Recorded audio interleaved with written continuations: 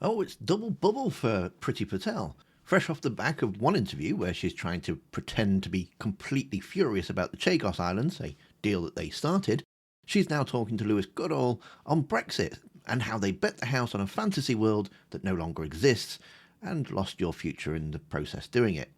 She's now trying to defend the indefensible, and what she revealed wasn't a plan for global Britain, but a level of denial that even I can't seem to make sense of. Now, it's always a bit hit and miss with Lewis Goodall.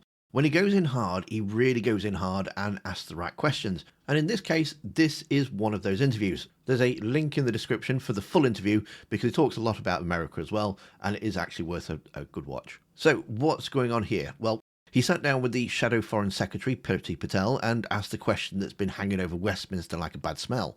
Now that the world is on fire, the US is putting up tariffs, and Europe is moving on without us, how is Global Britain project going? Her answer is pure, unadulterated fiction. Frankly, wrong. You were a fierce advocate, of course, of Brexit. How's global Britain looking right now? Well, if you go around the world, in particular on free trade, it is incredibly strong.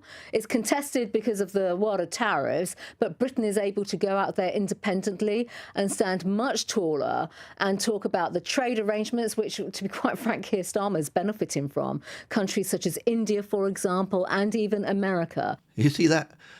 She said we're benefiting from America. Benefiting how exactly? We don't have a trade deal. We aren't getting a trade deal. The current US administration is threatening blanket tariffs on everyone, including us. Yet Priti Patel sits there claiming with a straight face that we're standing tall. It's pure hallucination. Lewis Goodall tries to bring her back to earth. He points out that the assumptions Brexiteers made that would have a cosy relationship with the US to replace Europe have collapsed. We're isolated. We have an aggressor in Russia, an unpredictable America, and no seat in the European table. He asked her to show the shared contrition. Just a hint of, yeah, okay, maybe we missed the spot. Maybe we didn't quite get that one right.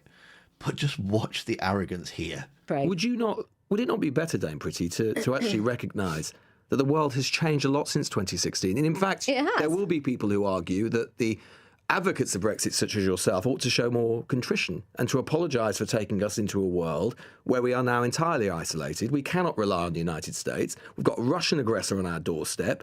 We're now out of the room when European decisions are being taken, and you and your colleagues have left us entirely isolated because all of your assumptions about how the world would be have been proven to be entirely wrong. So, Lewis, thank you for your just political lecture there. It's not a political lecture, it's a perfectly fair question, Dame Priti. Well, all questions are fair, but let me just say this. I absolutely refute that. I really do. Which bit? You know, on the basis that we are able now to go around the world, not be tied in. You mentioned Europe, the EU. We were paying into European institutions billions upon billions, and what we're getting out of that. Now we're out the room.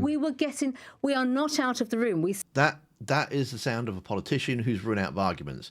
When the facts, such as tariffs, isolation, geopolitical instability, don't fit the narrative, she just attacks the question. And then she drops the most absurd line of the entire interview. We're not out of the room. I mean, what on earth is she talking about? We signed the document, triggered Article 50, and walked out of the room. That was the whole selling point of your campaign. You printed it on mugs. You boasted how you took away our freedom of movement. I mean, she rolled out the old line of paying billions upon billions into EU institutions and asked what we were getting out of it. I mean, seriously, is she asking that stupid question? What we were getting was access, influence, a seat at the table, the ability to shape the rules of the single market that we trade into. And yes, it costs money, but membership costs money. According to Priti Patel, it's like cancelling your phone contract and celebrating that you've saved on the bill, while ignoring the fact that now you've got no signal and you still need to make calls.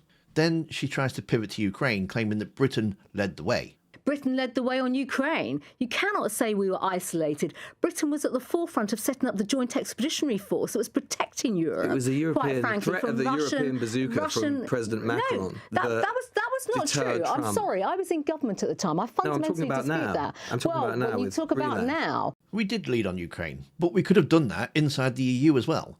Being on the right side of one foreign policy issue doesn't fix the structural disaster of our economy. But Lewis pushes her again. The world has changed. You know, the global Britain model relied on a stable, rules-based order that's currently disintegrating. But your point to say that it's all Brexit's fault is I didn't say it's all completely wrong. Brexit. I said that the assumptions that you and your colleagues made about how the world would be have proven to be entirely No, they wrong. haven't, because the world has always been a contested and dangerous world. We've always known that. So this is to tell that we've always known that. No, you didn't. You told us the EU was a corpse and the rest of the world was a goldmine waiting to be tapped. You told us German car manufacturers would save us. You told us the Anglosphere would unite. None of that happened. The world got nastier, trade got harder, and friends got scarier. The competent leader adjusts to a new data. A fanatic pretends that data just doesn't exist. Priti Patel wants you to believe that being locked out of the biggest market on our doorstep while the US threatens a trade war is actually a position of strength. How?